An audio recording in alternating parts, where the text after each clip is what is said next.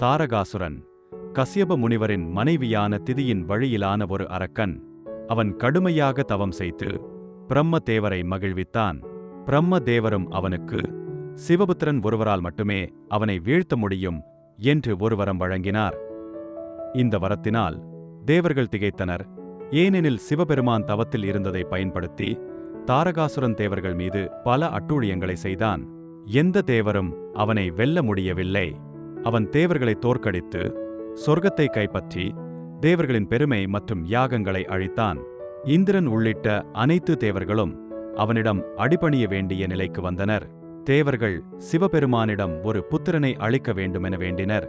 சிவபெருமான் பார்வதியுடன் தபஸ்டு செய்து தனது 3வது கண் மூலம் 6 கந்தங்களை வெளியிட்டார். இந்த 6 கந்தங்கள் சரவண பொய்கையில் விழுந்தன. அவை 6 அழகிய குழந்தைகளாக உருவெடுத்தன. கார்த்திகையோர்கள் என அழைக்கப்படும் 6 தேவ கன்னியர்கள் அந்த குழந்தைகளை பராமரித்தனர். பிறகு பார்வதி தேவி அந்த 6 குழந்தைகளை ஒன்றிணைத்து அழகிய ஆறுமுக முருகனை உருவாக்கினார். முருகப்பெருமான் வளர்ந்ததும் தேவர்கள் அவரிடம் தாரகாசுரனை அழிக்க வேண்டியது அவசியத்தை தெரிவித்தனர். முருகன் தாரகாசுரனுடன் போருக்கு புறப்பட்டார். கடுமையான யுத்தம் நடந்தது. இறுதியில் முருகன் தனது சக்தி வாய்ந்த வேல் கொண்டு தாரகாசுரனை வீழ்த்தினார். இதன் மூலம் தேவர்கள் மீண்டும் சொர்க்கத்தை மீட்டனர்.